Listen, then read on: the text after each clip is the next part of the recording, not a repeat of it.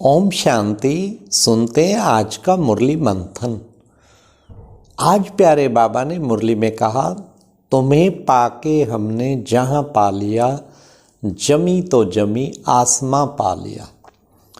बाबा ने प्रश्न पूछा, बच्चे भक्ति अच्छी व ज्ञान अच्छा? फिर बाबा ने जवाब भी दिया कि भक्ति से तो बच्चे तुम्हारी दुर्गति हुई है और ज्ञान तुम्हें सदगति की ओर ले जाता है।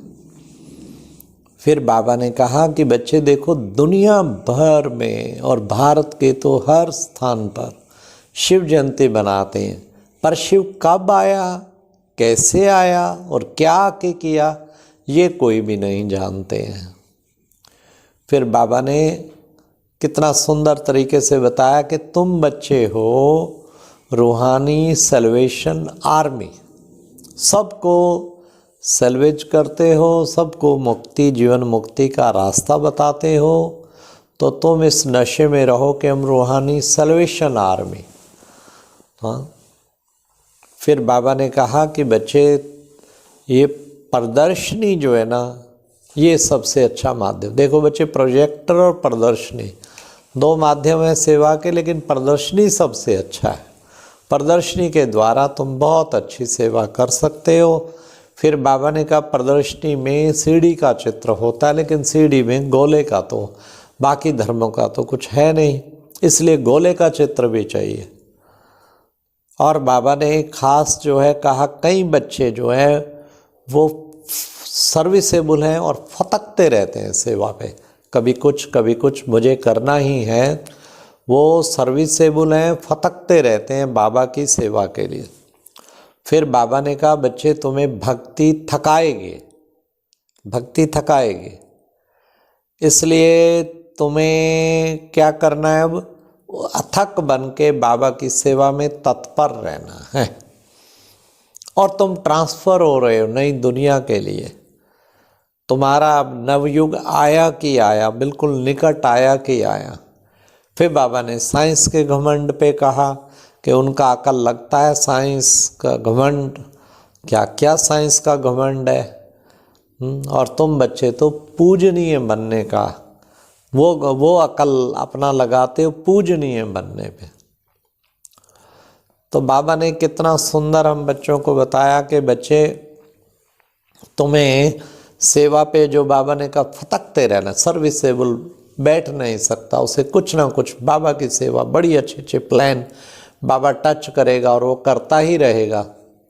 इस तरीके सर्विसेबल बच्चों को बनना चाहिए। फिर बाबा ने कहा कि बच्चे देखो, वतन कभी खाली नहीं होता। वतन माना सूक्ष्म वतन कहो या मूल वतन, कभी खाली नहीं होता।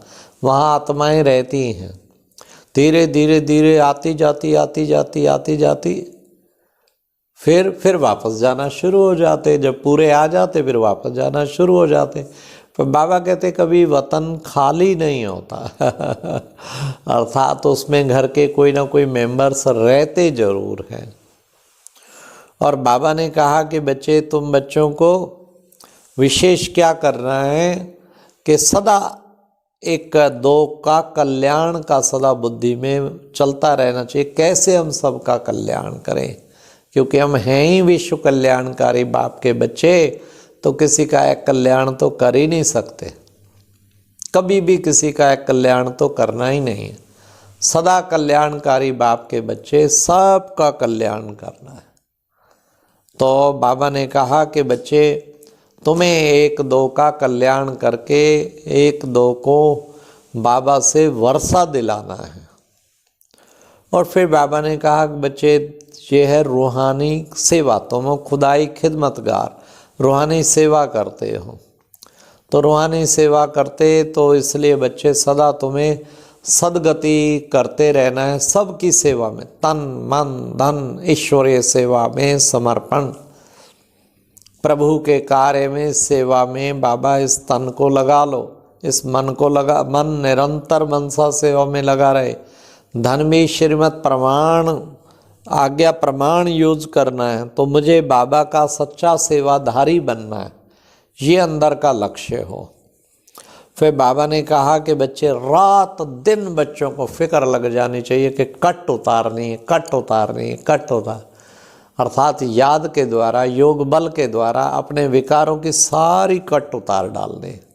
कट उतरने की निशानी बताई बाबा ने। कहा रात दिन कोई मेहनत करे, पुरुषार्थ करे तो हो सकता है कट उतर जाए, और कट उतर जाएगी तो फिर बाबा ने कहा आत्मा झट शरीर छोड़ के भागेगी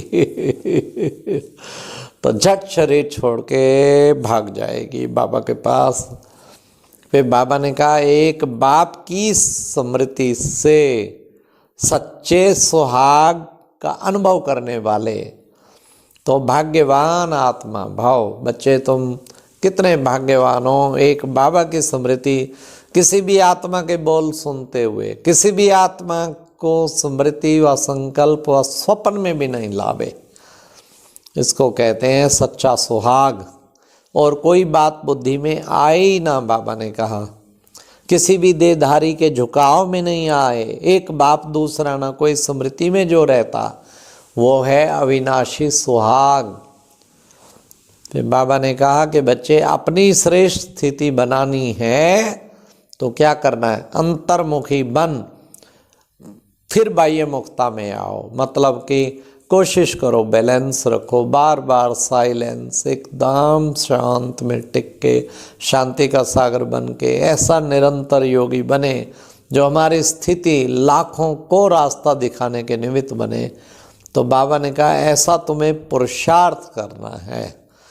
उसके लिए बाबा ने कहा सच्चा सच्चा रूहानी खिदमतगार बनना है, अपना भी कल्याण करना है और दूसरों को भी रास्ता बताना है। अवस्था बहुत खुश मिजाज बननी है।